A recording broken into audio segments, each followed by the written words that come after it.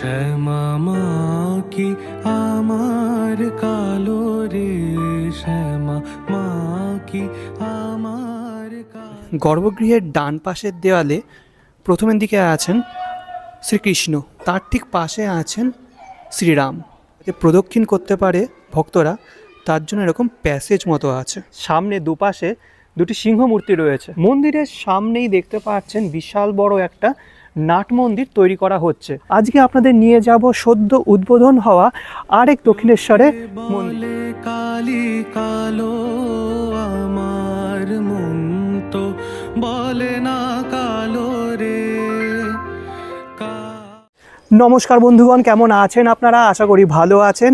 মা ভবতারিণীর কথা মাথায় আসলে সবার আগে আমাদের মাথায় আসে দক্ষিণেশ্বরে মা ভবতারিণী মন্দিরের কথা। খাস বাংলায় দক্ষিণেশ্বরের মন্দিরের আদলে কিন্তু অনেক মন্দির আছে, যেমন বনগাঁর গাড়াপোতা অঞ্চলে মা সিদ্ধেশ্বরী কালী মন্দির আছে, বোড়ালের মা ভবতারিণী মন্দির, তেমনই আছে ব্যারাকপুরের মা অন্নপূর্ণা মন্দির। তার সাথে সংযোজন হলো নতুন এক দক্ষিণেশ্বর মন্দির। হ্যাঁ ঠিকই, আজকে আপনাদের নিয়ে যাব সদ্য উদ্বোধন হওয়া আরেক দক্ষিণেশ্বরের মন্দিরে। মন্দিরটা কোথায় আছে, আপনারা যেতে চাইলে কীভাবে যাবেন, সমস্ত ইনফরমেশন দেওয়া থাকবে এই ভিডিওতে। তাই ভিডিওটি একদম স্কিপ না করে লাস্ট অবধি দেখবেন, এবং ভালো লাগলে অবশ্যই লাইক, কমেন্ট, শেয়ার এবং সাবস্ক্রাইব করে আমাকে আশীর্বাদ অবশ্যই করতে হবে। তো চলুন রওনা দেওয়া যাক সদ্য উদ্বোধন হওয়া আরেক দক্ষিণেশ্বর মন্দিরে।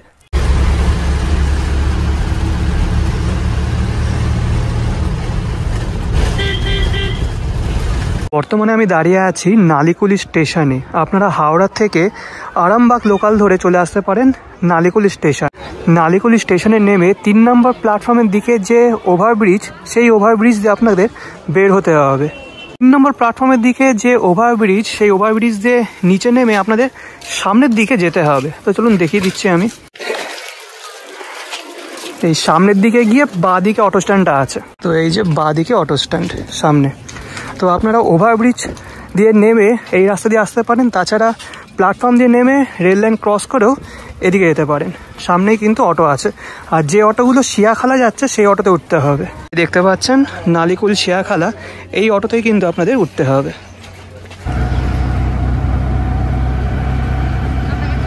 আমি এই সাইড দিয়ে আসলাম, অর্থাৎ নালিকুল স্টেশন থেকে অটো করে 5 মিনিট সময় লাগলো মন্দিরের ঠিক সামনে আসতে। আর আরও একটা কথা আপনাদের জানিয়ে দিই, যখন অটোতে উঠবেন তখন বলবেন যে নতুন দক্ষিণেশ্বর মন্দির বা উত্তরপাড়া মোড়। এই যে জায়গাটা, এটির নাম হলো উত্তরপাড়া মোড়। আর সামনে দেখতে পাচ্ছেন রয়েছে নবনির্মিত মন্দির। সামনে প্রবেশ করব, কিন্তু তার আগে আরও একটা কথা জানিয়ে দিই আপনাদের।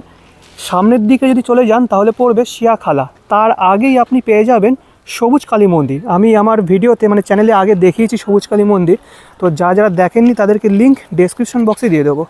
তো আপাতত চলুন যাওয়া যাক সামনের দিকে। এরকম একটা বাঁধানো রাস্তা আছে, এই রাস্তা দিয়ে আমাদের সামনের দিকে মন্দিরের কাছে যেতে হবে।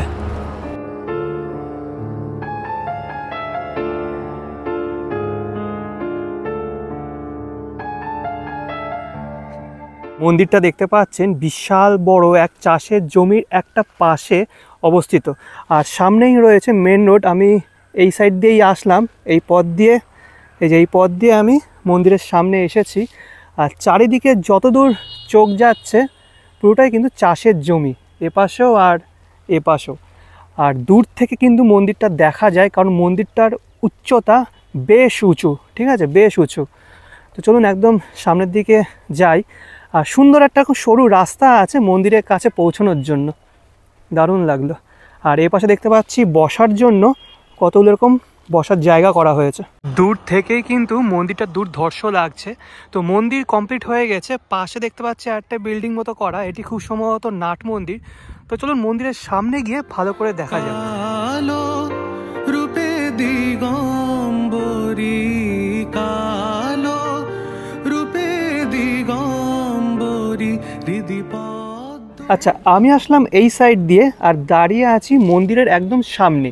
এই সাইডটা হলো মন্দিরের একদম ফ্রন্ট, আর মন্দিরের সামনেই দেখতে পাচ্ছেন বিশাল বড় একটা নাট মন্দির তৈরি করা হচ্ছে। নাট মন্দিরটা কিন্তু প্রায় তৈরি করা হয়ে গেছে, প্লাস্টারের কাজ বাকি আছে, আর হয়তো খুব সম্ভবত পাথরের কাজ, মানে পাথর দিয়ে বাঁধানো হবে মেঝেটা। আর একদম মাঝখানে আছে এটি যজ্ঞকুণ্ড, আর এ পাশ দিয়ে একটা সিঁড়ি তৈরি করা হচ্ছে, এখনও তৈরি করা হয়নি। মন্দিরে ওঠার জন্য তিনটে সিঁড়ি আছে, একটা দেখতে পাচ্ছেন সামনেই রয়েছে, একটা এপাশে আছে, আরও একটা এপাশে তৈরি হচ্ছে, এই যে এপাশে তৈরি হচ্ছে।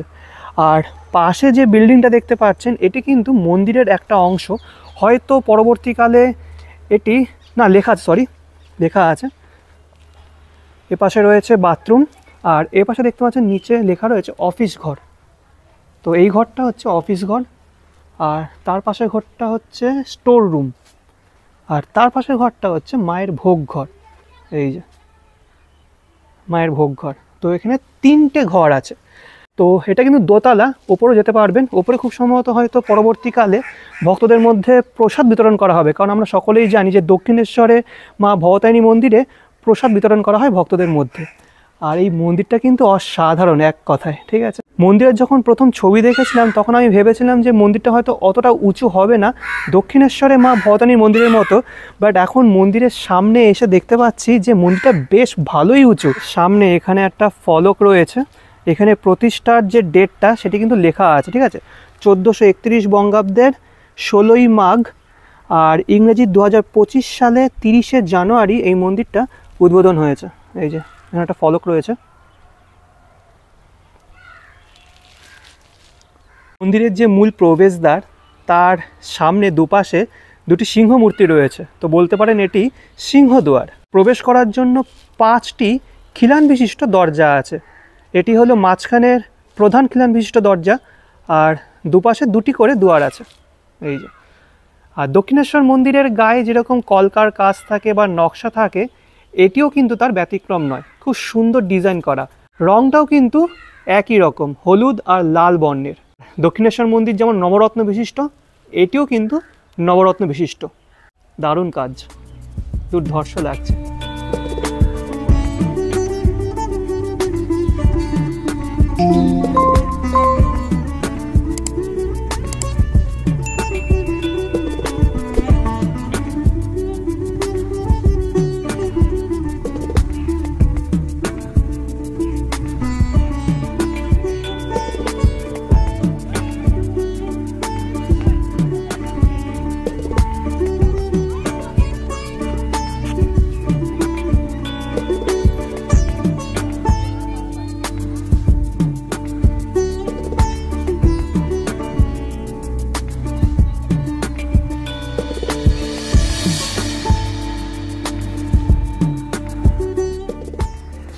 গর্ভগৃহের একদম সামনের দেওয়ালে এক পাশে আছেন শ্রী শ্রী ঠাকুর রামকৃষ্ণ পরমহংসদেব, আরেক পাশে আছেন মা সারদা দেবী।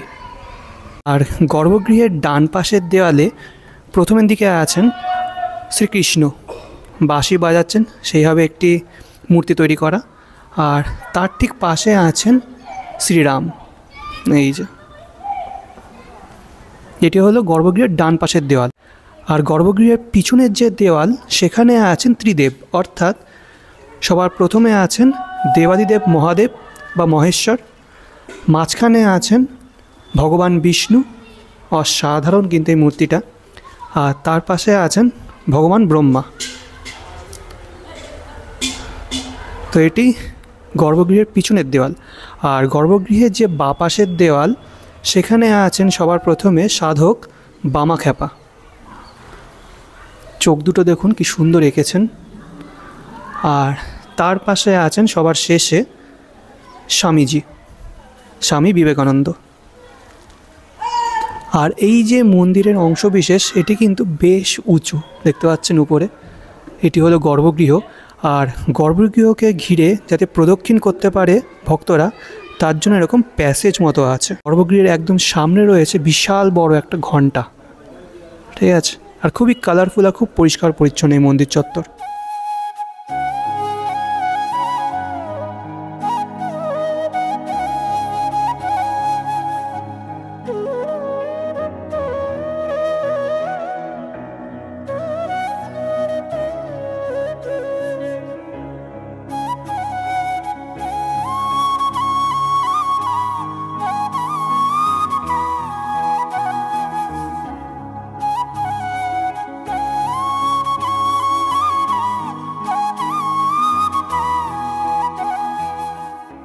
অপূর্ব এই মা ভবতারিণী মন্দিরের নির্মাতা শ্রী বাপন পাকিরা মহাশয় বাপন পাখিরা মহাশয় একদিকে যেমন ছিলেন কঠোর পরিশ্রমী, তেমনি ঈশ্বরের প্রতি ছিল অগাধ বিশ্বাস, ভক্তি ও শ্রদ্ধা। একবার শ্রী বাপন পাখিরা মহাশয় রানী রাসমণি দ্বারা প্রতিষ্ঠিত দক্ষিণেশ্বরে মা ভবতারিণীর মন্দিরে যান এবং মার কাছে পুজো দেন। পুজো দেওয়ার পর মন্দিরের সৌন্দর্য দেখে বাপন পাখিরা মহাশয় মনে মনে ইচ্ছা প্রকাশ করেন যে জীবনে কখনো তেমনভাবে অর্থ উপার্জন করতে পারলে ঠিক এরকম মন্দির নির্মাণ করে মায়ের বিগ্রহ প্রতিষ্ঠা করবেন। মনোবাসনার 10-12 বছর পরেই মা ভবতারিণী তাকে অহেতুক কৃপাধারায় সিঞ্চিত করলেন। মা যেন তাকে অলক্ষ্য থেকে বলছেন, তিনি হলেন মায়ের মুষ্টিমেয় প্রিয় ভক্তদের মধ্যে একজন। তার পুজো নেওয়ার জন্য মা আকুল হয়ে আছেন। বাপন পাখিরা মহাশয় তৎক্ষণাৎ মন্দির নির্মাণের জন্য দৃঢ় প্রতিজ্ঞ হন। তাই একদিন দক্ষিণেশ্বর গিয়ে ওখানকার মহারাজদের সাথে কথা বলেন এবং মহারাজদের অনুমতি ও আশীর্বাদ নিয়ে মন্দির নির্মাণ শুরু করেন। 1421 সনের জ্যৈষ্ঠ মাসে মন্দিরের ভিত্তি স্থাপন করা হয়। অবশেষে এবছর অর্থাৎ 2025 সালের 30শে জানুয়ারি মন্দিরের দ্বার উদ্ঘাটন করা হয়।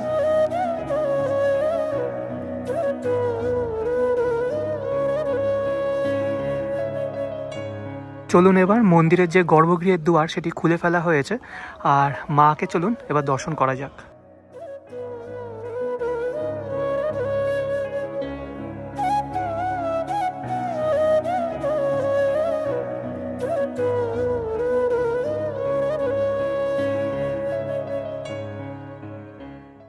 মানে দাঁড়িয়ে আছি গর্ভগৃহের একদম সামনে, আর দেখতে পাচ্ছেন গর্ভগৃহের উপরটা কি বড়, আর একদম উপরের দিকে রয়েছে একটা ঝাড়বাতি, খুব সুন্দর রঙিন ঝাড়বাতি এটি, আর তার নিচে বিরাজমান মা একটি এরকম শ্বেত পাথরের বেদির উপর বিরাজমান, আর তার উপরে আছেন মা ভবতারিণী, আর যে সিংহাসনটি আছে সেটিও কিন্তু খুব সুন্দর।